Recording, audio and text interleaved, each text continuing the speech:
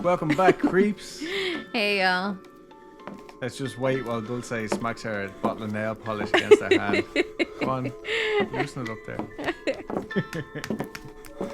All right. Ready? Yeah. All right. So this week, Behind the scenes. our patron of the week this week is Nadia. And Nadia actually has this really cool, I found her through Instagram because she tagged us. But her Instagram page is faunakids.ie. And she makes apparently award-winning Irish organic children's clothing. Oh, cool. And that's the noise my phone makes when I plug it into charge. When you slap it. But yeah, she makes but yeah, she makes hand printed everything basically for children. I really think it looks cool. And when she signed up and I found her Instagram and all that, I sent it to my little sister because she's gonna need stuff like that soon. Mm-hmm. So very exciting. And Nadia, thank you so much. Small businesses and all that. And yeah. Do we have news this week? I sprained my ankle again. Oh yeah. Almost a year to the day. Yep, year anniversary. It's my ankle's gift to me. Oh, and I got a job. Oh, yeah. So there's that. Fantastic. Fantastico. What else? Oh, I also have a social security number, and it's... Shut up, Adam. I'm like, Adam, stop telling people your social security number. I've never had one before. I'm very excited. Oh, that was my question to you. So you guys don't have socials in Ireland? No, we have it's just not called a social. It's what's it called? PPS, and I can't think of what that means. Yeah, I'm sure it's something very simple. Yeah, because my friend was like, do they not have social? How do they identify them in Ireland? I'm like, you know what? I have no idea. I've never asked. Yeah. And I could tell you that too. I actually know that one off by heart because it's, been the same one for forever. Yeah. Anyway. Yeah, and then we're going to get interviewed by a person from immigration to make sure that we're not getting married for money, for my billions and billions of dollars. Yeah, because joke's on Dulce. Yay. I don't have nothing. Nothing yet. Yeah, so stuff is finally getting moving on my immigration thing, which feels great. You've literally been with us for the ride. Yeah. Listeners. For the first year of just sitting, waiting. Yeah. Now I can actually be... Things are moving. A 30-year-old man that has a job and can contribute somewhat. Things are moving like a healthy bowel movement. Yep. Sliding on down. All right. And I think that's it. That's all of our personal news, right? Yeah. Oh, yeah. And I still have an island and it's thriving. And as of today, KK Slider is coming to perform a concert on my island. He's a celebrity in the Animal Crossing world. He's a little dog. Oh, okay. And apparently you can request real songs for him to play, like not just his songs from Animal Crossing. So when he gets there, I'm going to ask him to play Freebird, and I think he can play Freebird. You've really done your research on this. Oh, yeah. I watch a lot of Animal Crossing YouTube. I want God Is Dead by Black Sabbath. That's just been my fucking, go-to song for the last couple of weeks. I saw a picture of someone requesting him to play Wonderwall. And he was like, oh, how did you get into my secret archives of songs that I can play? Yeah, my cousin Marcus was actually at the Reading Festival this week. So the other day we were having a conversation in our music group on WhatsApp, and because we're 30-year-old men, we talk about old-fashioned rock and roll just men via being men. WhatsApp. But yeah, anyway, he ended the conversation with, anyway, here's Wonderwall, and it was an actual video of Liam or Noel Gallagher, I can't tell the difference, singing Wonderwall at Reading, like he had taken the video himself. Very funny. Are they twins? They're brothers. Oh, but they are brothers. Yeah, so I heard. All right, and with that said, also my granddad finally got his cowboy hat. Nobody knew anything about that, but that is big news around this house right now. It is. It's the hot topic. Yeah, and he looks like a badass. He looks bitchin'. If enough people request it, we'll show you the picture. Yeah. And last thing, we did change our logo on Instagram and Facebook because it's officially spooky season, according to all of the pumpkin spice loving people on Instagram. And we've had this one when when Lindsay made our artwork for us, because Mhm. like let's face it, we're still blown away every time we see it. Mhm. I asked her to draw us up like a couple of different variations, and so we used the St. Patrick's Day one. We went green for that, and now we have the nice orange one for Halloween. Yeah. And I did post it, and I asked if people were interested in merch. I got one comment that said merch, merch, merch. But if there's enough Was that people, from Claudia? no, actually. But if enough people do want it, just DM me on Instagram, and I'll sort you guys out with whatever it is that you want. I just don't want to go and do it if not nobody wants it. Blah blah blah. You know what I mean? DM us. We'll sort you out. This was actually supposed to be a shout out for Lindsay's art page, Art of Aquarius 27, and then I just got distracted talking about merch. So if you want to check out Lindsay's page, the fantastic artist behind our logo, Art of Aquarius 27 on Instagram. Go check it out. And today we are talking about murder. Murder. Yeah. I'm also going to say I actually worked really fucking hard on this one. So hard. Balls to the wall. This hard. felt like when I finally finished it last night, because I Mhm. started working on it at 7 o'clock yesterday morning. Like, Mhm. sorry, no, the other day I started working on it, but yesterday I was like, right, I'll sit down, I'll finish it in the next couple of hours. I worked from like 7 o'clock till 12 o'clock with my little ADHD mind, getting distracted by shiny things and Instagram. And then I was like, shit, I have to go do that fucking interview Mhm. and then like go pick you up and stuff like that. And then we came back and then I fell asleep. And then I worked on it from like 7 o'clock last night Till 12. till 12. And I finally got it done and I was like, right, I'm proud of this one. So I hope that translates and it's not just a fucking wall of words. To be fair, you're proud of all of them. Yeah, and like It's because you're excited about it. yeah, Which is and dope. I am very excited about this one. I'm gonna put a trigger warning here. This one deals with an almighty piece of shit.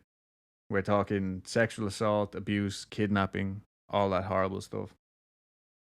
My sources this week were jmdunbar.com, The Daily Beast, 48 Hours, Greenville Online, which is a small time paper, which was fantastic.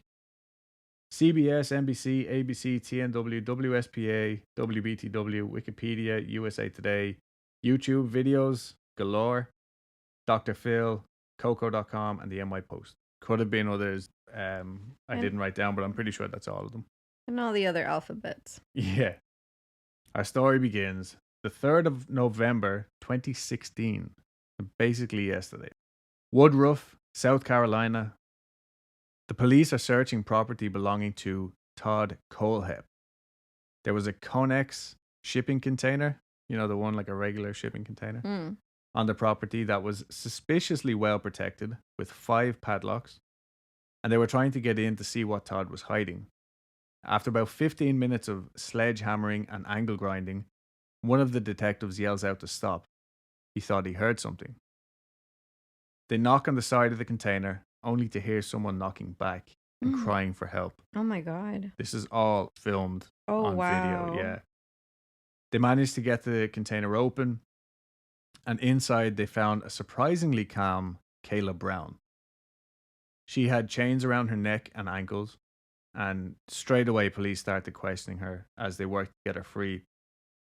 And in her shocked state, she was so well composed and informative. Like, literally, I cannot say how amazing this woman did.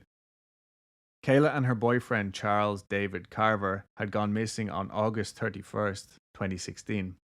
As police were removing Kayla's chains, they asked her, "Do you know where your buddy is, Charlie?" "He shot him." "Who did?" the police asked. And Kayla replied, "Todd Kohlhepp shot Charlie Carver 3 times in the chest, wrapped him in a blue tarp, put him in the bucket of the tractor, locked me down here, and I've never seen him again." Whoa. Charlie, she meant, not Todd. But that's how, like, Composed she sound was. of mind this Yeah. one was. Like, it's amazing to watch it. Well, I mean, she had to have had like tremendous hope Yeah, that someone was gonna find her. And she's like, all right, as soon as they fucking find me, this is what I'm telling this is them. what I'm saying. So while the search of his property was going on, Kohlhepp was being held by police at his own house because he had his house was just in a regular neighborhood, like 10 or 15 minutes away from this 95-acre plot of Mhm. land that he had planned on building a house on. He just hadn't gotten around to it yet. And as soon as they got word, they arrested him.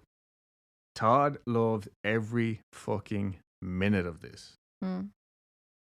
He was born in Florida on March 7th, 1971. Todd Christopher Kohlhepp. He was raised in South Carolina and Georgia. His parents divorced when he was 2, and his mom kept him, and Todd didn't see his dad again until he was around 10 years old. Around a year after his parents divorced, Todd's mom remarried, and Todd and his new stepfather just never got along. Kind of, a lot of this story is very stereotypical. But from there, Todd's behavior just got worse and worse. That's crazy. Like, how the fuck do you not get along with a 3-year-old? Right now, I didn't see any like interviews with this man. Like, he's Mhm. basically unidentified, but he was supposed to be a horrible bastard. It sounds like it. Like, there was one brief mentioning of him picking up the stepkids, which I guess were his own kids, one day from school, and he didn't pick up Todd. Oh, what Just a dick. yeah, see, that seems to be like the first mention of him being really fucking upset. Like, not just pissed off, but actually Yeah. upset about something like this. According to forensic psychologist Chris Mohandy, Todd was a serial killer in the making. Court documents showed that Todd was actually a little nightmare from as early as 15 months. His nursery school reports said that he terrorized other kids, broke their projects, and hit them. I mean, this to me is kind of very stereotypical stuff of like just a little asshole kid Yeah. that like they would grow out of it. Mhm. But really, like typical shit, like this kid's playing with a toy, he's gonna hurt them and get it. Mhm. So he's just a little bully. But then he also went on to hurting animals. Apparently, he shot a dog with a BB gun. Uh-huh. I don't know if this was just a one off thing, but his mom said that one day he decided he wanted a gerbil, and the mom told him, "You already have a goldfish, so no." He poured bleach in the fish tank. Oh my Like, god. not just a regular, I'm going to put the fish in the toilet or something. Like, he went out of his way. This seemed like particularly cruel. Mhm. When his mom found out, she was like, why would you do that? And he was like, well, I wanted a gerbil. What a And sociopath. yeah, straight away. His mother, Regina Tagg, or Reggie Tagg, which to Mhm. me just sounds like a really fucking, that sounds like a musician's name. Yeah. Reggie Tagg. She honestly seemed like a fairly normal lady when I started researching this and I was watching the different interviews. She like was very forthcoming with um like details. Just, she's met with like 48 or 48 hours, the Mhm. CBS show, and another news crew, and she was like, no, I just want to get my story out from one or two direct sources kind of thing. Mhm. But the more I watched it, like she initially she just seemed to like really on the fence between like loving her son as a mother and hating what he had done. But in the video I saw of her, she was telling how Todd used to bully other kids and just take whatever he wanted. And then she kind of casually mentions, like, oh, like the time he stabbed a girl on the school bus with the scissors because she had made him mad. But then, like, she quickly jumps to his defense, saying, I mean, it wasn't deep or anything. Mm. I'm sure it wasn't fucking life threatening, but like at the same Yeah. time, you don't just go and stab a little girl with the scissors, like Yeah. pulling her hair or like pinching them. Like, that's what kids do, Mhm. not fucking stabbing each other. He also got kicked out of the Boy Scouts. I read that everywhere. The CBS article I read actually described her kind of perfectly as conflicted and loyal. And that, like I said, that probably is the perfect way to describe her, but also I think she may have been in denial. Mm. His behavior was continuing to get worse at home, and Regina describes how he used to sit on her lap and they would read the funny papers. And she said, oh, he was so smart, like from a very young age. She said he read the entire encyclopedia. Mm. And like as she's telling this, you kind of forget about the murderer part. Mhm. You're like, oh, sweet little kid just laughing with his mom, in a shitty situation with the stepdad. But all that just seems to have stopped at a certain age and he would start to act out. Regina said, quote, if he didn't like something I did, he'd find a way to get back at me. One time I did something and he didn't like it, and he stuffed all the bath towels down the commode and stopped it up and flooded the house. Regina even committed him to a mental hospital for 3.5 months at one point for his behavior. Mm-hmm. Now, whether that was to do with the stepdad saying you need to get this kid out of here, I don't know. I just know that it happened. And the main reason was apparently, because he just couldn't get along with other children. Mm-hmm. It obviously didn't fucking help him. Yeah. It seemed anytime he would get angry, he would just start spouting off about wanting to go and live with his real dad, which again seems like a fairly normal thing for a kid in this situation. But after one argument about not letting him go and live with his dad, Regina bought him all new furniture for his bedroom. Mm-hmm. I'm assuming she was like, I know, I'll treat him, I'll get him like a nice new room, he'll stay with me, because it probably hurt her as well. Yeah. Every time he was like, I'll go and live with my dad, like, fuck you guys. But the next day, she came home and Todd had taken a claw hammer to all of the new furniture, destroyed everything. Wow. And that was the last straw for her. She sent him off to Tempe, I think, Mhm. TEMPE, in Arizona. I think hoping it would straighten him out. And there was some confusion here for me. There was some confusion, like with dates. He finally went to live with his dad for a summer at the age of 12. Regina had split with Todd's stepfather in 1982. And Kohlhepp went over here. Him and his dad had like a lot in common, and they bonded over the usual stuff. Like a 12-year-old and his dad bond over like a love for firearms, quality time where his dad would teach him such wholesome lessons like how to blow things up and make bombs. What the fuck? Yeah. So his dad, William Samsel, was a military veteran who claimed to be a special forces soldier, a mercenary, and an arms dealer. He owned a restaurant in town called Billy's, famous for ribs, where, according to the July 3rd, 1985 edition of the Arizona Republic, you could get all-you-can-eat ribs for $7.95 or a sandwich for $2.75. It's no longer there. Oh. I checked. Good prices. Yeah, for 1985.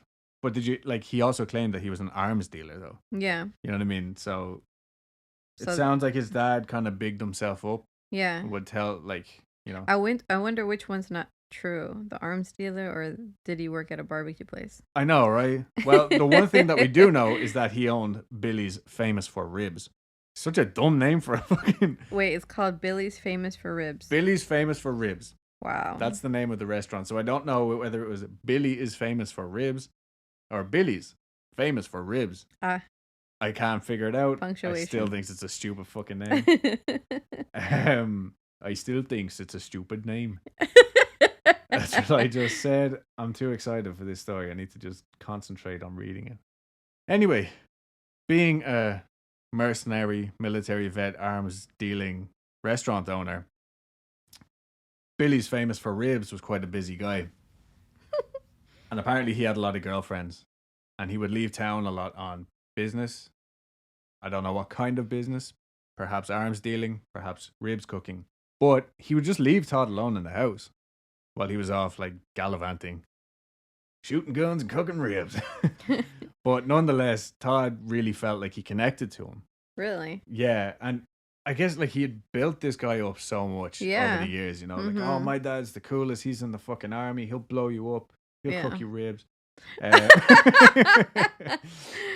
But when he eventually returned home to Regina after the summer, he was not happy at all. Like, at all. He told him that he was going to kill himself if she didn't let him go back and live with his dad. Like, this was his everything now. She eventually convinced him, like, chill the fuck out. You can stay here for the school year, and then you can go back and live with your dad next summer. But he actually went back permanently to live with his dad. And after a while, this, like, amazing relationship that he had put so highly in his mind started to wear pretty thin. Like, his father's absences became more frequent, and Todd found himself just alone in this house more and more. That's not to say that he wasn't still a fucking nightmare of a kid, One neighbor in Arizona described him as, quote, a devil on a chain, whatever that fucking means.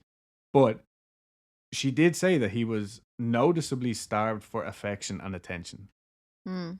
which was, I mean, I thought it was interesting because she then went on to describe how Kohlhepp locked her son in a dog kennel and also one day started rolling it around. It sounds like a fucking Tom and Jerry cartoon. Yeah, it does. And this kid was like screaming, crying naturally, and Kohlhepp would just laugh at him. On another occasion, he just smacked this kid's head off a clay pipe over and over again. The whole time just God. laughing at the kid crying. Like, just sounds like a horrible, horrible bully. Yeah. And after a couple of years, Kohlhepp had started to talk about wanting to move back to his mother's. Mm-hmm. But apparently his mom kept putting this off. And he definitely didn't like that. In my head, I'm assuming that she was probably just finally getting her life back to fucking normal. I know that she was with like a new partner, Yeah. possibly remarried by this stage. I know she did eventually. So And at this point, how old was he? he's getting to be around 14 or 15. Okay. There's so much detail about Kohlhepp's early life that I literally spent hours going through different articles just about his adolescent years. Why do you think that might be? Why? Okay, brace yourselves. Like, actually, this isn't a joke. Like, it's about to get really fucked up. Okay. In November of 1986, while his father was supposedly on a business trip in Nebraska, Kohlhepp knocked on the door of a neighbor's house where he knew a 14-year-old girl lived. They were in school together. I don't know what he told her, but he managed to get her outside of her house and into the alleyway next to her house. And that's when he pulled a gun on her. He forced the girl back down to his own house. And apparently he actually pulled the trigger on this gun while they were walking, but the gun misfired. I don't know whether this was a scare tactic and he hadn't loaded the gun Mm-hmm. or whether it was a genuine accident. I Yeah. don't know. But when he did get her back to his father's house, he made her go to his room where he tied her hands with a rope, covered her mouth with duct tape, placed a knife beside her on the bed, and raped her. She was only 14. That's awful. He then walked her back to her house and told her that he was going to kill her younger brother and sister if she told anyone about this. At the time, she was actually at home, like she was the oldest kid, I guess, and she was taking care of her younger brother and sister. The little brother knew something was wrong because all of a sudden his big sister wasn't there. Yeah. And when he couldn't find her, he called the police in a panic saying that she had just disappeared. Officer Betsy Cable had gone straight to the house to see what was going on. And as she was trying to get some information out of this little lad, in she walks, visibly shaken. Yeah. Like after Kohlhepp had, I guess, dropped her back off at the house. And she told Officer Betsy everything.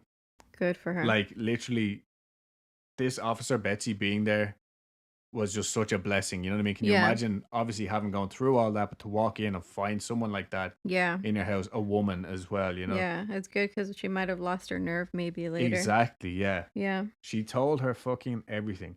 Officer Betsy called for backup and went straight over to Todd's house when they arrived. At first, Todd just didn't open the door. And then eventually he did, but he greeted officers with a rifle. Now, he wasn't aiming it at them. He was just casually holding this rifle as if, oh, you just caught me in the middle of cleaning my gun. Yeah.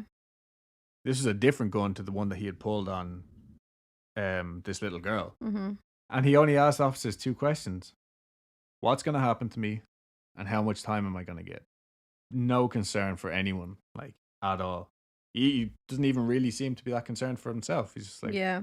all right. Very matter of fact. Yeah, like, what the fuck? What are you going to do now? Like, he was brought in for psychiatric evaluation to determine his mental state before being sentenced, and all of his previous behaviors were taken into account, ultimately leading to him being tried as an adult. Oh, wow. Yeah, like, I'm very impressed that they did this. Yeah.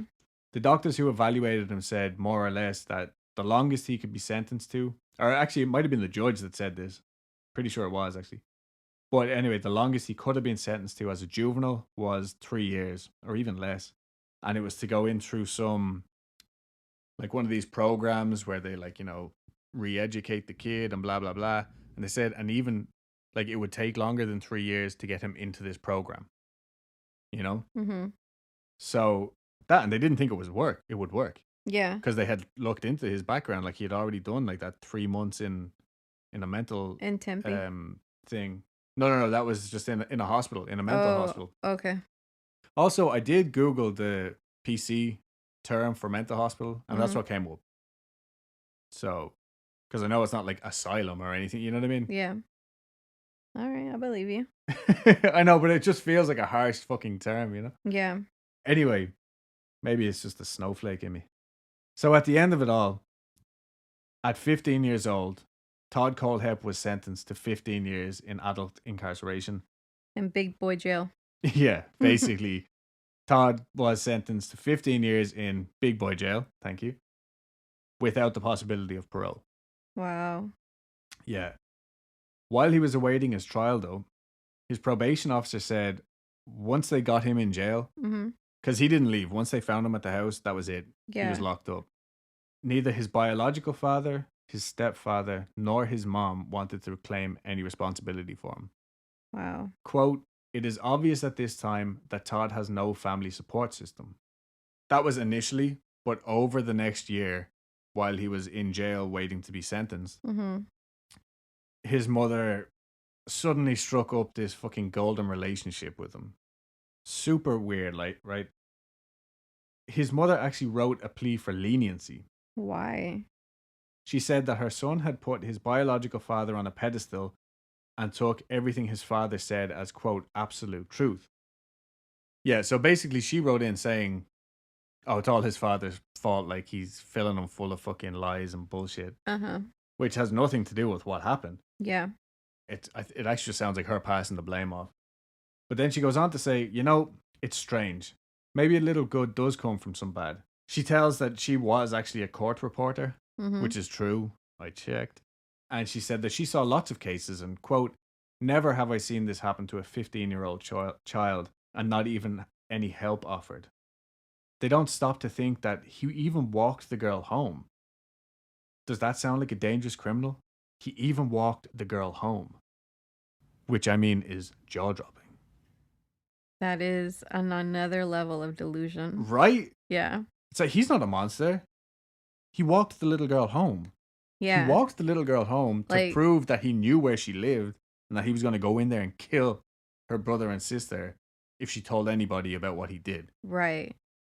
So I could murder 20 people in a murder spree, but I'm good because I paid my taxes. You're not far off what this fucking interview goes on to say. Yeah. So Todd spent 14 years in prison because he had already spent a year in jail while awaiting sentencing. And he was a prick, believe it or not. He got 7 violations on his record in the first 3 or 4 years. And then around 1991, he must have realized that it was just better to keep his head down. And he received a bachelor's degree and worked in the prison vocation scheme or something like that. He kept active anyway. And he was able to build up, I think they got paid something like $45 a month for whatever he was doing. Mhm. And he went to school.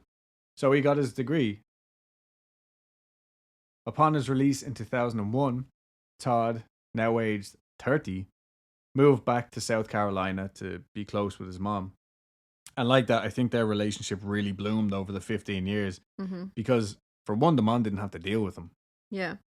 And she's literally the most, delusional is the right word for it. The most Mhm. delusional person I've ever fucking come across. She is looking through like these rose colored glasses. That or she's just so guilt-ridden that she'll just spew any nonsense. Maybe. But anyway, he was placed on the sex offender registry. And his mom said that she set up everything so that he could just come back and like have a job kind of waiting for him. Mhm. He could become a productive part of society. His past was behind him. Get on with this new life. Mhm. And she really believes that. In January 2002, he started work as a graphic designer. And he also started attending more college classes in 2003, which eventually led to a bachelor's degree in business administration/marketing. Also in 2003, Todd thought it was time to treat himself to a nice new motorcycle. He'd always wanted one, so he moseyed on over to Superbike Motorsports, which is the name of the shop. And every time I heard people, I was like, it's just 2 random words. Superbike. Superbike Motorsports, get some. But this this business actually sounded really nice. Mm-hmm. It was like the go-to spot for motorbikes and ATVs. And it was a family-owned business with only, I think, 4 employees. But it seemed like anyone who was anyway interested in bikes or anything motorsports related, they would just go there and hang out, spend time. Oh, so it was a hangout spot. Pretty much, like, because it seemed to be the only place around this area for this, like, where you could get your, like, motorbike stuff. And one guy in particular said he literally just started going there and eventually became friends with the guys just because so many people would just hang out there. Like, not even necessarily buying, like, you're not going to buy a motorcycle every day, but, yeah, just going and shooting the shit about, like, anything. man stuff, like engines and Mm-hmm. the smell of leather. But he said it was actually such a friendly environment that, like, when he would be leaving in the evenings, he'd go straight there after work, shoot the shit for a little while, and then as he was going, he'd be like, all right, love you guys, and they'd be the same thing. Like, it was reciprocated. And like I said, it just sounds like a nice place to go hang out. Kohlhepp picks out this, I don't know exactly what model sports bike it was. I really tried to find it. But he puts down $1,000 deposit and he has them deliver it to the apartment complex where he was living at the time. And then over the next 2 weeks, he had gone back to Superbike Motorsports because there was a problem and he needed to return the bike. The problem was Kohlhepp had never ridden a motorbike. He didn't know how to drive a motorbike. Yeah. And he realized this a little bit too late when he got this beautiful, like, probably fucking Kawasaki 1200 gigantic engine motorcycle and realized it was just going to sit there. So he goes back and he said, look, I need to either return this or swap it for something smaller. Mm-hmm. He had financed the bike. Like I said, he put down $1,000.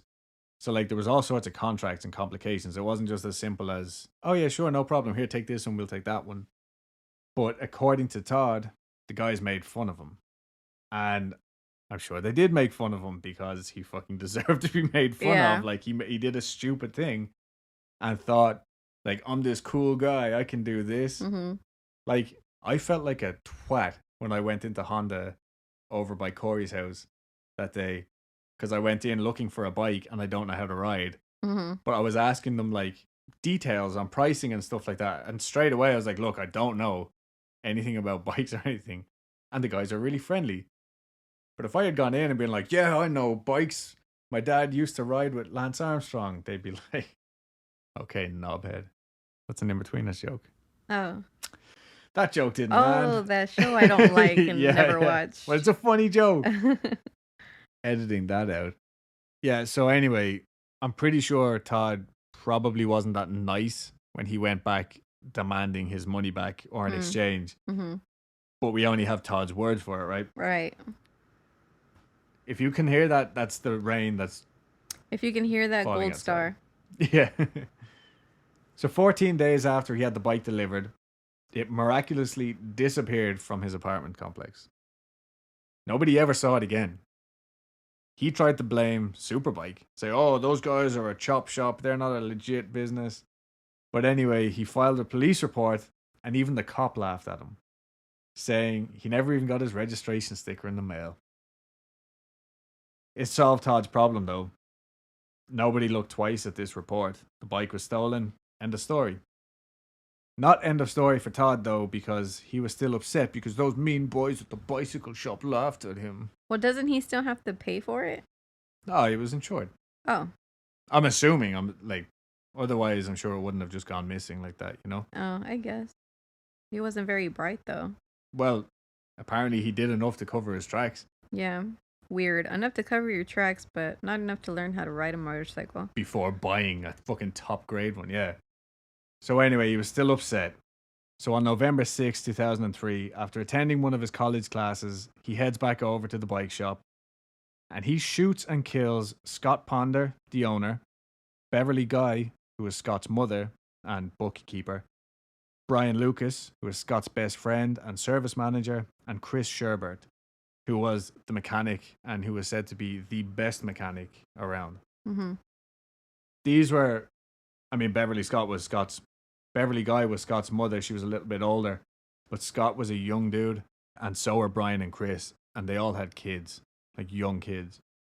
Noel Lee, the guy who used to spend his time hanging out at the shop, he called in after work, as usual, and he finds all these bodies lying around.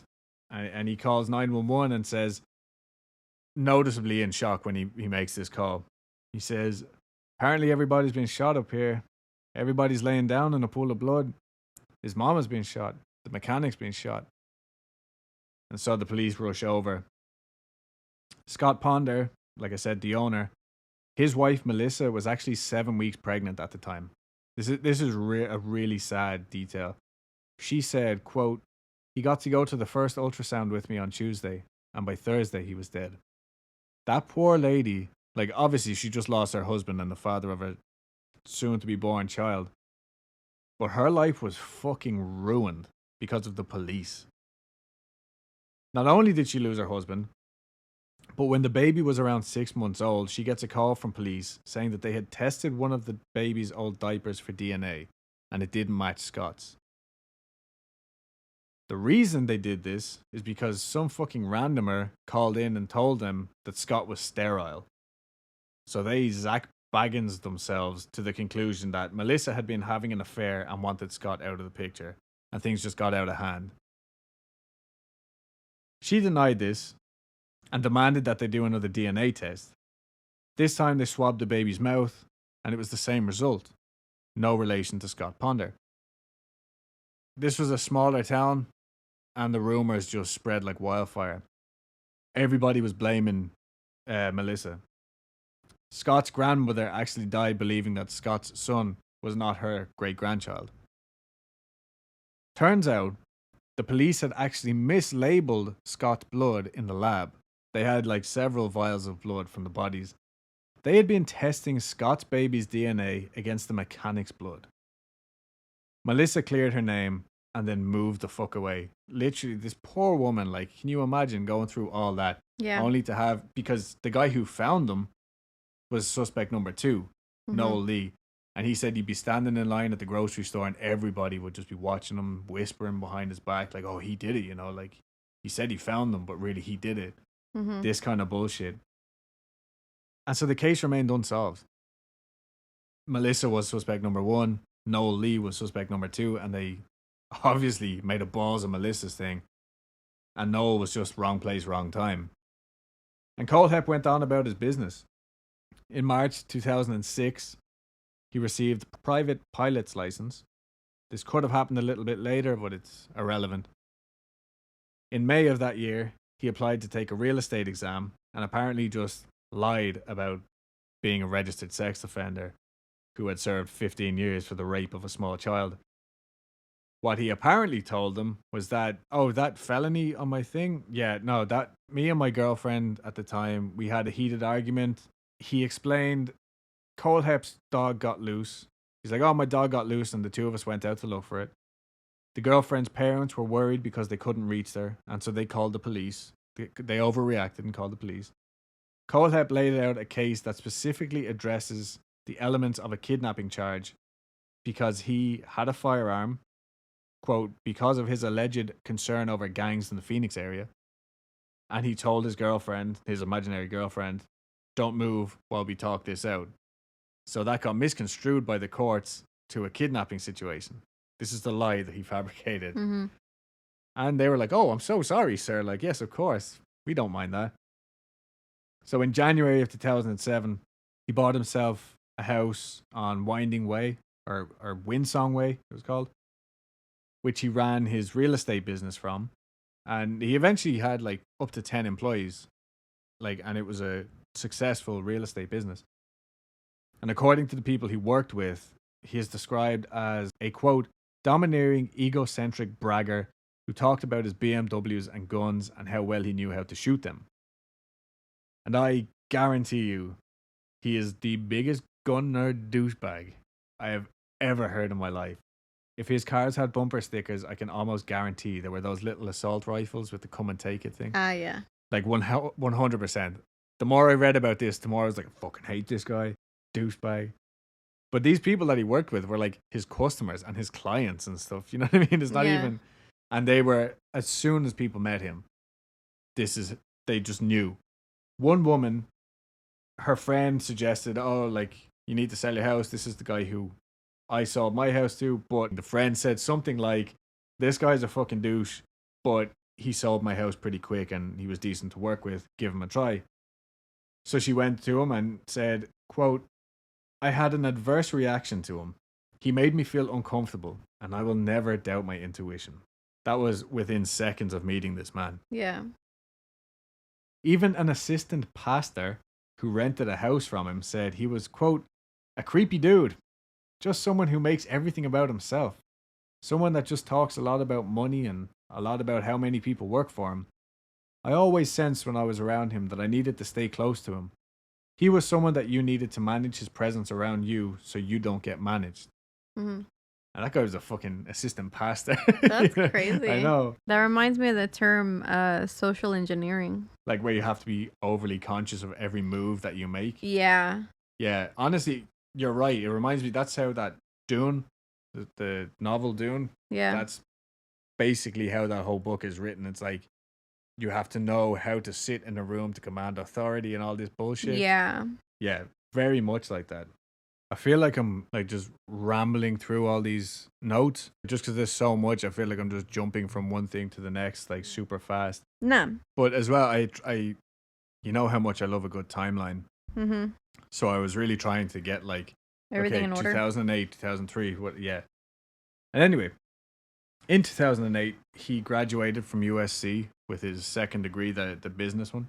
He was always very active on Facebook with a lot of other like-minded wankstains in groups such as round up all the illegal immigrants and send them back. And he's just a very stereotypical middle-aged white male, you know? Middle-aged Republican. Yeah, pretty much. So in 2014, he purchased the 95-acre tract of land near Woodruff for around $300,000 and then proceeded to spend supposedly $80,000 on a chain link fence to surround the property. Mm-hmm. There's no denying this man obviously had a decent amount of money, or at least was friendly enough with certain banks and he knew how to mortgage properly. But by the looks of things, he was building himself a proper compound. Like, is the dream of these middle-aged white Republicans, or a lot of them at least. On September 13th, 2014, he left 3 reviews on Amazon. SOG entrenching tool F08. Any thoughts on what that might be? No. It's a fucking folding shovel. What the fuck? Entrenching tool F08. You know these gun-loving tactical fucking nerd assholes love changing names and adding numbers for no fucking reason. Yeah. It's like, oh, that's a pool cue? Excuse you? This is the Ball Smacker 2004. The like, ball get smacker. the fuck out of here, you knobhead. Does the same thing. Anyway, sorry. I really need to rein it in because I just fucking hate these guys. This is why I didn't want to buy a truck for so long. I just didn't want to look like another big fat gun-loving nerd. So he gave this shovel 5 stars. And it says, quote, keep in the car for when you have to hide the bodies and you left the full-size shovel at home. Does not come with a midget, which would have been nice. Then the Husqvarna 455 chainsaw. 5 stars, works excellent. Getting the neighbor to stand still while you chase him with it is hard enough without having an easy chainsaw to use. Then the SOG Pentagon fixed blade knife. 4 stars. Haven't stabbed anyone yet. But I am keeping the dream alive, and when I do, it will be with a quality tool like this. Master padlock. 5 stars. Solid locks. Have 5 on a shipping container. Won't stop them, but sure will slow them down till they're too old to care. So these are kind of like just cringy fucking dad jokes. Mm-hmm. December 22nd, 2015. Megan Lee McCraw Coxey and her husband, Johnny Joe Coxey, are reported missing. Now, this is particularly sad. Like, obviously, all these cases are very sad, but both of these people had been in trouble with the police over various crimes. They both had really bad heroin problems by the sounds of things. But Megan had just recently been locked up because she had a baby, and in her very early stages of pregnancy, she was using heroin while pregnant. Mm-hmm. The baby was found to have traces of heroin in its system. Ugh. So social services came in, took the baby away, and Yeah. she got arrested for neglect.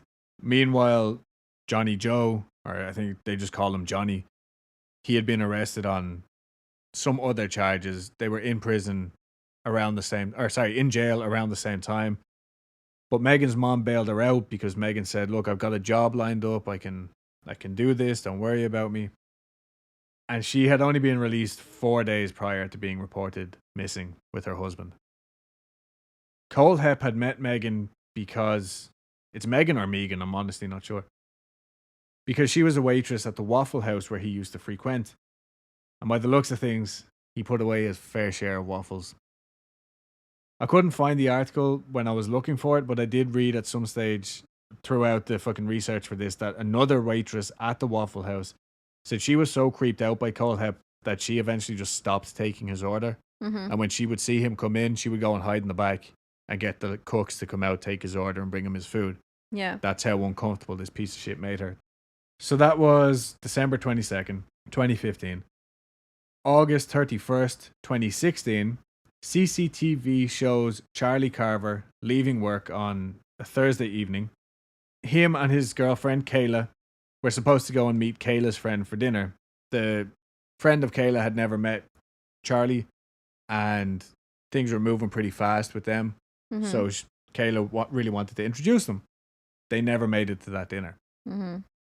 Charlie was reported missing on September 3rd by his mother, and a separate report was made 2 days later for Kayla.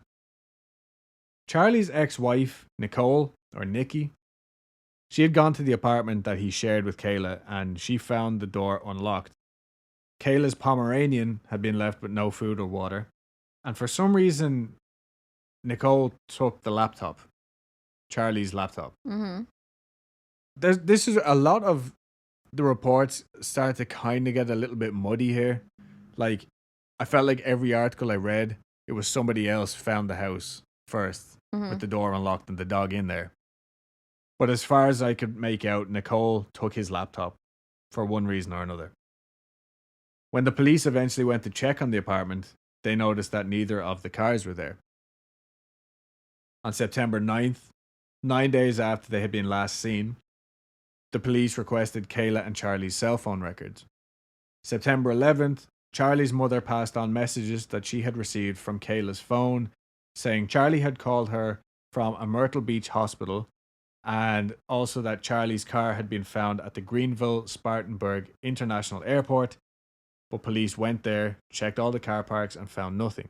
Mm-hmm. September 15th.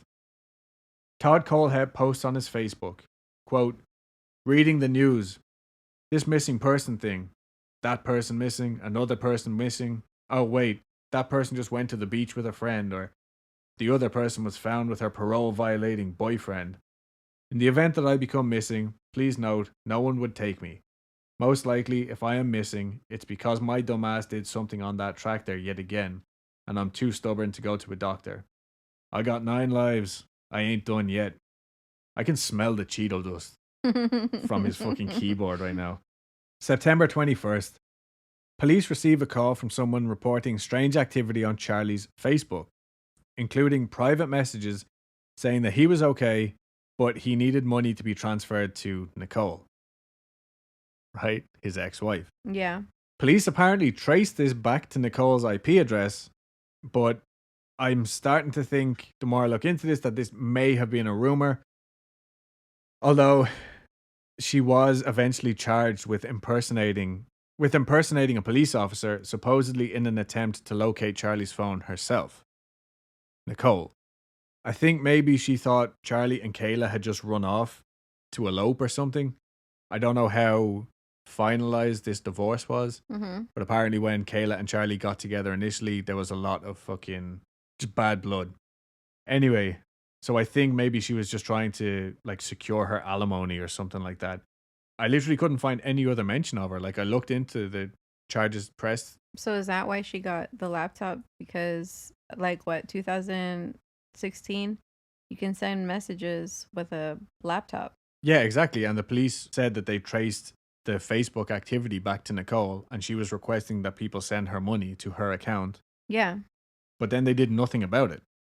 So I don't Oh, know how true that actually is or whether it was just rumor. oh, I see. But what is a fact is that there were messages from Charlie's account pretending to be Nicole that they kind of came across almost too obvious. Mm-hmm. Like somebody was trying to set Nicole up.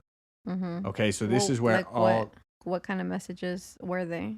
stuff saying like the only person that really matters to me knows where we are and stuff like that, and just leading people to think that Nicole had something to do with it. Mm. So although Nicole's activity was suspicious, it also seemed like somebody was gearing this investigation towards her. Yeah. And I'll get the pictures. There's a lot of screenshots and stuff online. Mm-hmm. I'll try and get them. I was looking into the charges pressed against her and I couldn't find anything. Mm-hmm. So I don't know whether it just got thrown out of court in the heat of things or whatever. But a friend of Kayla's did say that when Charlie and her moved in together, she felt like she was being stalked by Nicole. Like she would see her sitting outside the house and stuff like this at all hours of the night. So it's definitely not like just black and white. This like there was something fucking weird happening with Nicole Mm-hmm. throughout this whole thing. September 22nd, and the requested cell phone records that had been requested on the 9th finally came in. They were returned to the police department, and officers were able to confirm that Kayla and Charlie had been together when they disappeared on August 31st. September 24th, also apologies for the amount of dates. A post on Charlie's Facebook reads, quote, "Sometimes late at night I dig a hole in the backyard to keep the nosy neighbors guessing." Another one from the same day reads, "End gun violence now, bring back the sword." Right? And these are like memes. Mm-hmm. A very specific type of sense of humor though, right? Mm-hmm. October 1st. Last thing I remember, I was running for the door. I had to find the passage back to the place I was before. "Relax," said the nightman. "We are programmed to receive. You can check out anytime you like. But you can never leave." Recognize it? Yes. That was posted on Charlie's Facebook. Mm-hmm. Super fucking random. These lyrics were posted on Charlie's page along with a load of retroactive changes to his profile. So somebody went back in his profile and claimed that on July 1st, Charlie and Kayla were expecting a daughter. They said that on August 1st, they had bought a house. And on September 1st, they got married. So they like, I think you could still do that on Facebook, right? Like life events or something. Oh, I don't know. So that's what was done, but all on the same day, all Yeah. on October 1st. All of these posts were made as well as reposting and sharing all of the family's prayers and missing posters.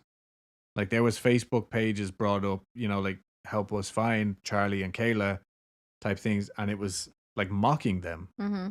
Charlie was, or somebody from Charlie's Facebook page was sharing all these things like, oh, please find me.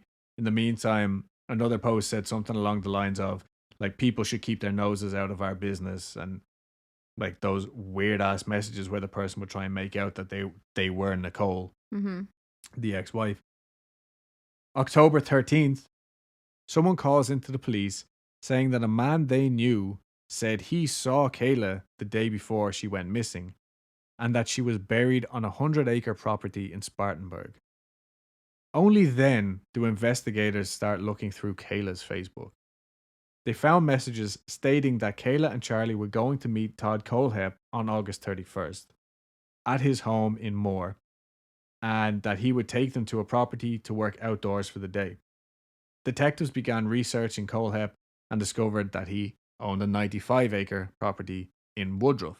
I'm going to put in my 2 cents here. The police were doing a fucking terrible job at this point. Like, they knew somebody was active on this person's Facebook, this missing person's Facebook. They hadn't even requested access from Facebook or asked for location records or anything. The article that I was reading, I honestly, one of those fucking links in it, they actually messaged Facebook as they were writing the article and said Facebook got back to them within 90 minutes, laying out the procedures of what police have to do in order to access their stuff. Mm-hmm. So they could have had these records or Mm-hmm. proof of who was sending this shit or where the things were coming from within like 3 or 4 hours. But they were like, oh, I mean, we would have to get in touch with Facebook, and We would have then to work. Facebook would have to get in touch with us. And it's a lot of work. Yeah. Literally, that was how like I've watched these interviews now with the police, and I'm just like, fuck you, man. Yeah. Because now they're basking in the glory of Kayla being found. Yeah. Like, well, it's a good thing we were there. Good, honest working man. This whole case made me very fucking angry. Mm-hmm. But like I said, this whole thing could have been solved a lot fucking sooner if they had just done their job. Well, what police and where is this? So it was the Spartanburg and Anderson Police Department in South Carolina. Oh, okay. Either way, it just seemed like they didn't fucking care. Yeah. They just assumed that this was another young couple probably got involved in drugs or just ran off, whatever. So on October 18th, 5 days after this tip came in saying that the people are buried on this property, Mm-hmm. 2 detectives from the Anderson Police Department met with detectives from the Spartanburg County Sheriff's Office. Investigators pulled phone records from Todd Kohlhepp that pinged from the same location as Charlie and Kayla on the same day. So when they got this, they flew a drone over Kohlhepp's property and also flew over in a helicopter. They found nothing unusual. So November 3rd, they finally got search warrants and went to Todd Kohlhepp's home and the Woodruff property separately, where they would find Kayla Brown, thankfully still alive and locked inside the shipping container. One of the first things she told police was how Charlie had been shot and that Kohlhepp had told her of 4 other victims buried on the property. In the ambulance, she started telling police everything that had happened to her in the last 2 months, and I'll give another trigger warning here for sexual abuse. Her first 2 weeks were spent with her hands cuffed behind her back, chains around her ankles and neck, in complete darkness in the shipping container. Kohlhepp would show up every day between 1 and 3 o'clock, take her into the main building, which had chains set into the walls upstairs. He would feed her, make her do whatever he wanted sexually, and then lock her back in the shipping container. He would usually repeat this later on in the evening, typically between 5 and 7. In Kohlhepp's mind, he never raped her. Okay, and he has written this in letters, saying, I never did that. She was willing. Kayla said that if she refused to do something, he wouldn't force himself on her, but he made it very clear that he only kept her here to serve a purpose. And if she, quote, wasn't useful, then she wouldn't need to be kept any longer. He also bragged to Kayla about the Superbike murders. This case had gone cold, and it was almost 13 years to the day that it happened. That those families never found out. Kayla was the one who broke the news. And I bet those detectives thought they had hit the fucking jackpot. Kohlhepp told her, as well, that he was a government-hired hitman and that his time spent in prison was actually spent traveling internationally as a paramilitary contractor, and that when he came home, he just couldn't stop himself from killing. He said his total kill number was currently in the high 2 digits, but his dream was to make it to the triple digits, and that if Kayla behaved right, she could become his partner. The poor woman, when she said that, her face literally, like the look of disgust. She was like, I don't want that. Like, even just telling police about this. He kept telling her that Stockholm Syndrome will eventually kick in and that she will learn to love him and not want to leave. When I heard that, like, my mind went straight back to the teenage part of the story where the neighbor said he was so fucking lonely and desperate for attention. Mm-hmm. And it is really sad. I'm not fucking condoning anything that he did. But it's literally nothing has changed. Throughout his whole life, he's still crying out for love or a relationship, or at least his idea of what that's supposed to be. Yeah. You know? Kohlhepp had purposely gotten Kayla to come out there that day on August 31st with Charlie. when Kayla had done work for him previously, because he would call her and say, "Oh, one of my properties is about to get rented out, or we're gonna have a showing or something. Can you head on over there and like just clean it up and get it to look right?" And I'm pretty sure he would pay cash. So it was just a nice, handy number. And normally she would bring a friend, but this time he requested that she bring Charlie specifically, saying because it's his own private property, he would rather not have a stranger. He didn't want people knowing where he lived. And she figured, like, oh, yeah, I guess that makes sense. Because they had originally said they were going to go out on like the Tuesday, but Charlie had to work. So he said, okay, we'll come out on Friday or whatever day it was. When they got there, he went into a shed saying that he had to get the gardening materials. But when he came back out, he just took Charlie by surprise and shot him 3 times in the chest. He told Kayla it was a scare tactic, so she would basically have to do what he told her to. It's like, Mhm. well, I took somebody that she loved. That's how this works. In Kohlhepp's head, every single one of his victims was a criminal. In a letter he wrote to the New York Post, he claimed that he was actually trying to save Kayla, saying that she was as big a criminal as he was, blaming her for ending up in this situation. My next note is he is a Weinstein. And he is. But I will say, not to judge a book by its cover or anything like that, but this Charlie guy, Kayla's boyfriend, he looked like a really nice guy. You know what I mean? Like, I know when you describe somebody, it's like, oh, he had tattoos and piercings on his face. And I'm sitting here like, yeah, but I'm not, you know what I mean? Like, I'm Yeah. a cuddly fucking chubby bear. Charlie just looked like a regular, Regular maybe schmegular maybe dude. little goofy, you know what I mean, from the pictures that are Yeah. shown, like, but just a nice guy. He didn't look like he was going through any like drug problems or anything like that. And they just were going out there to get a little extra cash. So when Kohlhepp got to prison, he said he's something along the lines of, "Look, I'll be compliant, but first I have to talk to my mom. I want to give her a photograph and I want to transfer money to a friend's kid's college fund because he's the big guy with all the money. Yeah. You got to look after everybody." They let him talk to his mom. I don't know if they let him do the rest of the stuff, but he was allowed to talk to his mom. And when he got in there, she said his eyes were bulging out of his head. He was in tears. He was slobbering, basically. Like, I'm so sorry. Told her everything he had done, and by the sounds of things, just like a spoiled little kid, made himself out to be the victim. Mhm. Those people were mean to me, and I didn't mean to kill them, but I had to because they embarrassed me and they hurt me. And his mom bought every word of it. This 70-year-old woman thought, oh my God, like they were so cruel to him.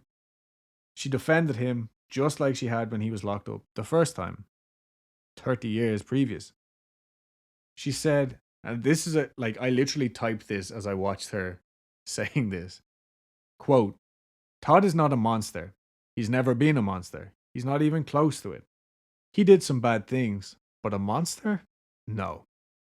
Ted Bundy I'd call a monster. But Todd? He wasn't doing it for enjoyment. He was doing it because he was mad and he was hurt." She even blamed Charlie for his own murder, saying that he was a smart aleck and he was mouthing off. So now I can kind of understand why Todd had this mentality. Mhm. If this is how he had learned, like this was the person who raised him for the most part. Yeah, but you don't explain away these uh like animal mutilations and the rape that he thought was okay to do. Well, and he knew it wasn't okay to do, but he was more interested in the outcome and not getting caught. Yeah, yeah. You don't explain that away with parenting. No, and I'm not. I'm just saying. I just want to be clear Yeah, because yeah. that's what you're coming across Sorry, as, yeah, I'm even not. though I know that's not what you're thinking Yeah, or how you mean to say it.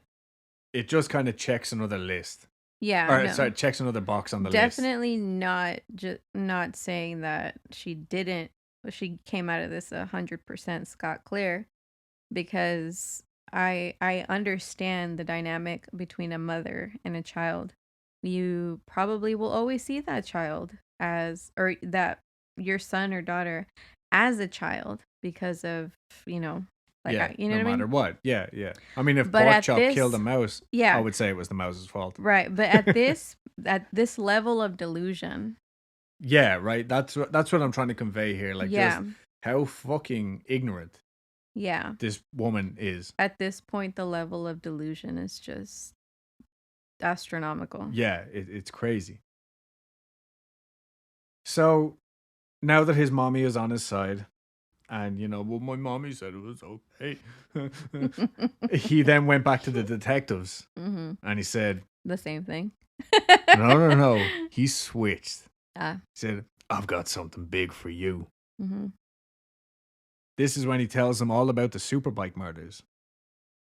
Now, let me tell you, I watched an hour of this guy in the fucking confession room while the policeman was trying to document every single word. It was a slow hour. Yeah. Believe me, because Todd would talk about how much he could gun, because how much gun could a gun nerd gun if a gun nerd nerd gun? I wrote that last night. I thought it would be funny. Turns out it's really hard to say after an hour of spewing. I thought it'd be a hit. Facts, yeah. How much gun could a gun nerd gun if a gun nerd could nerd gun? Almost. 99%. Everything he said, the policeman would try and write down. And no offense to the detective, he was a slow writer. So he'd be like, "Yeah, I walked in and I shot him." And he'd be like, "Oh, hold on there now. Walked in and shot him." Okay, and then what? All right, so this is past the 2000s. Like, they have recorders for this. Literally, I'm watching this. Why didn't they just get somebody to transcribe it later? You know what I mean? Or a recording device. They were recording it with a camera. It's recorded on the video. They could go back and write shit down. Exactly. But I think it must have been something to do with they needed a handwritten report. Strange. And like a confession? Sign the fucking videotape. yeah.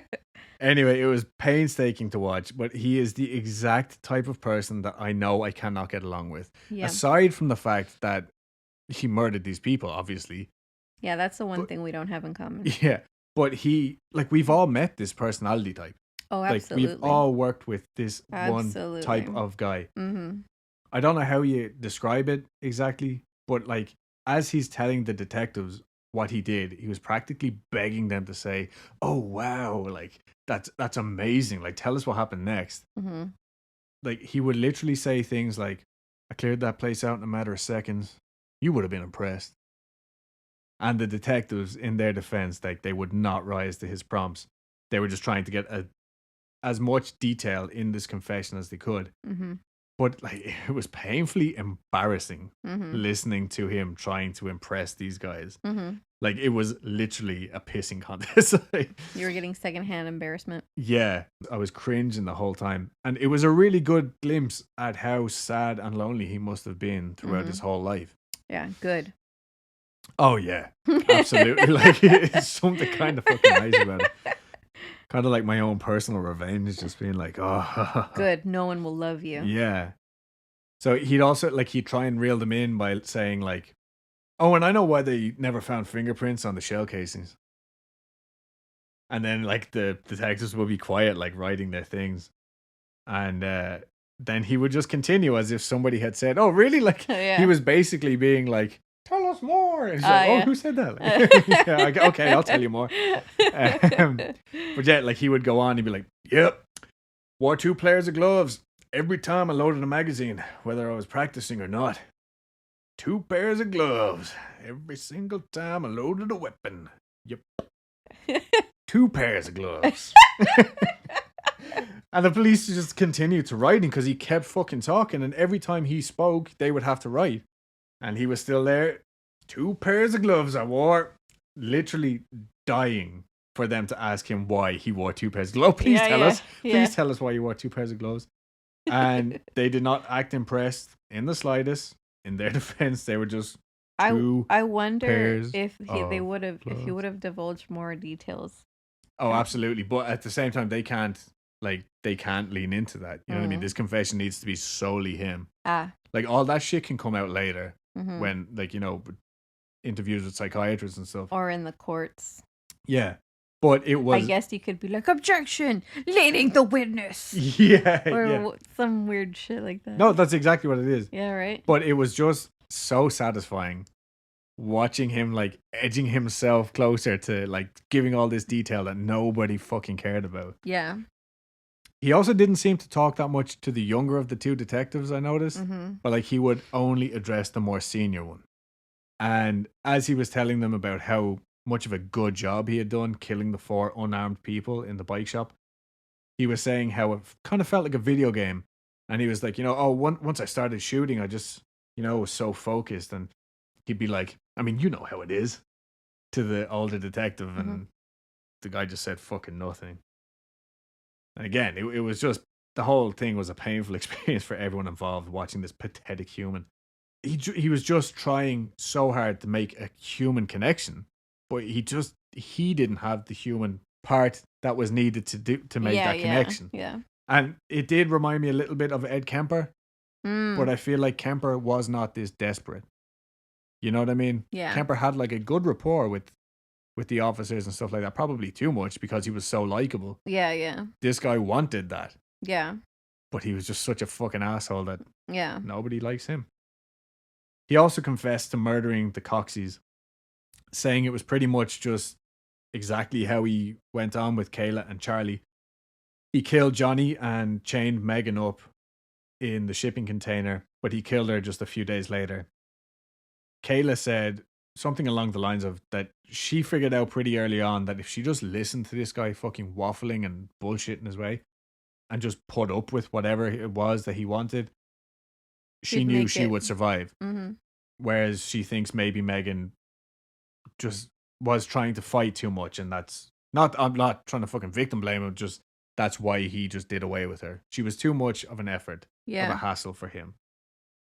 And it's also really sad because there's very little detail about those two people.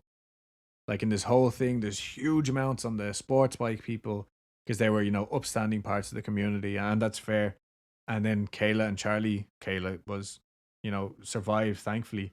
But then the Coxies are just mentioned very briefly a lot of the time. Oh, and the last thing I'll say, well, before I say all the rest of this stuff, is I'm not making fun of anyone. This is just an observation. I mean, I can hardly judge somebody for their weight or the way that they look. But Todd Kohlhepp has huge, big old titties. And yeah, they were like gigantic. What I was expecting you to say. Every time I saw footage of him, I would just be like, how did this guy take himself fucking seriously? Anyway, moving on.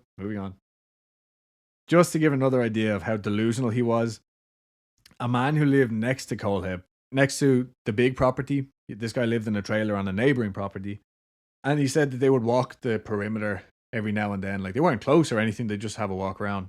But Kohlhepp told him a story of how he and his father had flown in a helicopter overseas and used guns to circle around and, quote, mow down a village after villagers had shot at their helicopter. The guy says, quote, I thought it was just BS. He wanted to be a G.I. Joe, He talked the talk. He knew all about guns. He just bored me whenever he talked about guns. I was like, yeah, good for you, man. Fuck that guy. Kohlhepp made passing remarks about other victims, saying, I fucking didn't write down the highway, but it was, I think, a highway in Arizona. Mm-hmm. And he said, oh yeah, I buried 2 people basically in the hard shoulder just off the highway. He led police on seemingly a wild goose chase to try and find this other buried couple. Also, Kayla had said that he told them of 4 bodies on his property. They only found 3, the 2 Coxies and Charles. So, like I said, they didn't find any more or anything, and basically just said, look, 7's enough. Like, we can lock him down with all this. Typical police story. Part of me understands it, like I get it. Get the guy locked down before the case can get fucked up or anything and he gets released. They had enough good evidence for him to be locked up for life. And so they decided not to spend any more time on this case. The case that honestly pretty much fell right open in their fucking laps after they did nothing basically for 2 months. Yeah. His mom died after a long illness in April 2017 at the age of 70. And I know that probably seems like a random little tidbit, but it just fits in here chronologically. Because on May 26th, 2017, Kohlhepp pleaded guilty to 7 counts of murder, 2 counts of kidnapping, and 1 count of criminal sexual assault, and was sentenced to 7 consecutive life sentences without the possibility of parole in a plea bargain that spared him from capital punishment. Mm-hmm. This caused uproar. People wanted him on death row immediately, Mm-hmm. all that. I'm not pro death row or anything like that. But the owner of the bike shop, Scott Ponder, his son, who was named after his dad that he never met, Mm-hmm. he spoke out in court as a 12 or 13-year-old and said he didn't want Kohlhepp to get the death penalty. He wanted him to basically rot in a cell for the rest of his life. Not in those exact words, but he said enough people have died at the hands of this man. I just thought, like, for a 12 or 13-year-old kid, he really got up and said his part. It was really, he's a brave kid. You know what I mean? Like, his dad's murderer was in the courtroom and he looked him in the eyes and told him this. On November 28th, 2017, Kohlhepp wrote an 8-page letter to the Herald Journal stating that he does in fact have more victims who have not been discovered. He said, quote, "I tried to tell investigators and I did tell the FBI, but it was blown off. It's not an addition problem, it's a multiplication problem." And then he said, "Leaves the state and leaves the country. Thank you, private pilot's license." He also added, "At this point, I really don't see a reason to give numbers or locations." Apparently, the FBI are looking into it, but they refused to comment in 2017. But, like, such a big part to me is like, you know, I get it. He committed mass murder and he is a serial killer, and he's very proud of that. This was probably the best time of his life. Mm-hmm. Reading all the newspaper articles about himself and seeing pictures and on the evening news, all this bullshit. So maybe he has more people that he killed, probably.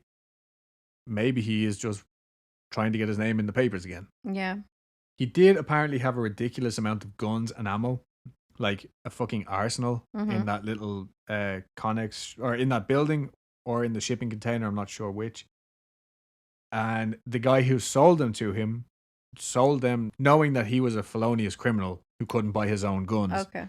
So he was arrested and charged with that. The families of the victims sued Kohlhepp, with one family asking for 20 million. Kohlhepp took the stand himself and asked something along the lines of, "You really think that's a realistic number for just one person?" Basically telling this family that their son didn't mean that much. Mm-hmm. And obviously, like, these types of figures, like, I don't know how lawsuits and that work, but I know that that's all, like, you shoot for the stars and then whatever you come out with kind of thing. Yeah. And I really tried to look into the outcome of these lawsuits, but I couldn't find them anywhere. All I know is that all of his estate was auctioned off and the proceeds were divvied up. Also, there was a pretty big reward in the early 2000s when the Superbike massacre happened. Mm-hmm. Kayla got that. Good. Yeah, because she was the one who broke the news. Mm-hmm. And I also know that Kayla got 6.3 million out of her requested 363 million. Again, I don't know how that fucking works, but like, her psychiatrist said, like, she's obviously going to need help for the rest of her life. Yeah. But this woman, Kayla Brown, is an absolute fucking trooper. Like, not only did she make sure police knew everything that Kohlhepp had told her straight away, but she also stood up in court, faced him, looked him dead in the eye, said her piece, and also, like, went on like Dr. Phil and shit like that. She was not quiet about any of this. She wanted to see him suffer. And not only for what he did to her, but all his other victims. Mm-hmm. And when Eminem referenced her in his song The Ringer from his Kamikaze album, a spokesperson for her said, quote, "It was a clever line that rhymed, and we'd like to leave it at that." What was the line? "Savage, but ain't thinking about no bank account. I'm off the chain like Kayla Brown." Interesting. As well, I don't know if we all know, but Eminem is super up to date on his true crime. Loves true crime documentaries, loves serial killer stories. I had no idea. He is mega into slasher movies as well, or like his genre of horror that he goes for. Mm-hmm. So, when stuff like this happens, I'm pretty sure he also referenced Ariel Castro in one of his songs before. I'm not saying it's a good or a bad thing, but I appreciated Caleb Brown's attitude towards it. I wonder if that's why the muscles on his face don't work. And so bad that people on the internet have to Photoshop smiles on him. He's just too fucking tough to smile, okay? If you haven't Googled Eminem smiling, what the fuck are you doing right now? Stop listening to us right now. Just pause it. No, you can keep listening, but just open up Google. Yeah. Never stop listening. Look up Eminem smiling. Look at that shit. Yeah, it'll make your day. Certainly has made Dulce's day on a few occasions. Yes. That is one of those things that I fucking look at and I laugh. I LOL. Yeah, she does. I do LOL. When I Googled Eminem mom spaghetti. Yes. I ROFL'd. Okay. So look, apologies if I missed anything in this episode. I really did my best to cover as many different sources, possibilities as I could. I tried to find a book, but none has been written yet. And honestly, I don't know if there's a book's worth of information out there either. Yeah. I'm sure over time, this piece of shit will talk with any interviewer that possibly gets access to him. Mm-hmm. Right now, he's still just sitting rotting away in jail. I couldn't find out anything. Yay. Yeah. And I'm going to end this whole fucking ordeal with the words from Murray Glenn, a spokesperson for the Spartanburg County prosecutor, whose name might be backwards. I don't know. Murray Glenn. But he really put it perfectly when he said, Kohlhepp is, quote, an attention seeker who needs to stay in prison and be forgotten. I thought that was beautiful. So simple. You said, I feel like that's some shit that Hank Hill would share those sentiments with you. You know what I'm saying? It's probably the same feeling he gets when he reads the label off a propane tank. Yeah. Blue Rhino propane. Man, that's beautiful. Great marketing. That's just beautiful. No, and you know why though? Is because, in case you haven't noticed, I'm quite the rambler. Like when I try to make one point. No. Yeah, when I make one point, I'll be like, I have a red Bookies cup.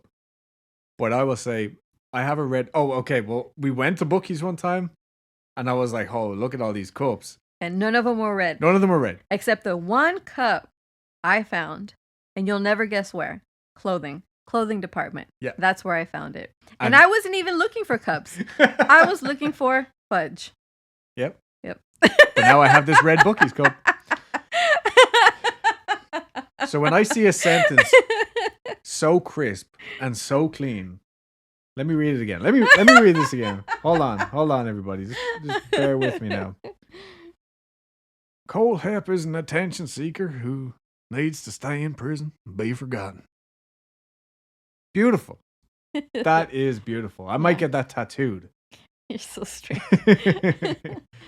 So look, that's your episode this week. I am literally sweating from my armpits. I need a shower after that. I hope it wasn't too boring, because I know it was like just a big wall of fucking information. No, it wasn't boring. I was just over here stewing at what a piece of shit this guy is. Yeah, like really and truly. He is a true shit stain if I've ever heard of one. Yeah. And as well, I really do try to not just be like, oh, I fucking hate this guy, but this guy in particular was the type of guy that I could never get along with. I was actually sitting here trying to figure out the differences because Ariel Castro did the same thing that he did to Nicole. Kayla, I meant. Because when both of them went to court, or they both confessed to keeping them trapped and assaulting them, forcing them to do these things, in their minds, it was, well, no, they were willing. Yeah. But one ended up being a suicide, and this guy I highly doubt he would ever off himself. No, He loves himself far way too much. of a big ego. Yeah. Yeah. And like, look, if you're interested, go on YouTube, look at the interview. And you know what? For all I know, Ariel Castro didn't kill himself. Maybe he was murdered. Maybe. You know? But go watch this interview. After about 5 minutes worth of this guy talking, you're going to hate him too. And if you don't, you need to go You're and get that checked. guy. Yeah. I don't see the problem. Man has himself a nice set of guns. Knows how to use them. Drives himself a BMW. Fine working man. Honest. Tough. Yeah, he kept some girls tied up. He killed some men, but heck, maybe they deserved it. Yeah. So if you're that person, go take yourself to a fucking doctor. Go see someone. Yeah, please. No, I feel like if you're that type of person, you're not listening to this anyway. Absolutely not. And with that, I've taken up enough of your time. Dulce is gonna bring us a rockin' ass story next week. I'm gonna detox from this. Yeah. And come back to you with another story. Yep. That's it. If you're not following us on Instagram, make sure to reach out. If you are listening to us on Apple Podcasts right now, please do us a favor. Open up that app, rate 5 stars, and review. Mm-hmm. Because apparently it helps with the algorithm and stuff like that. And to be honest, we just like seeing that coming in. And if you mess with the crabbo, just know you get the stabbo. This is true. So also, don't forget that our Patreon now has a $2 tier, $5 tier, $10 tier. Sign up on any of those and you will get all the extra content. And that's it. And that's fucking it. Yeah, we're going to close this up because I'm fucking starving. All right? Yes.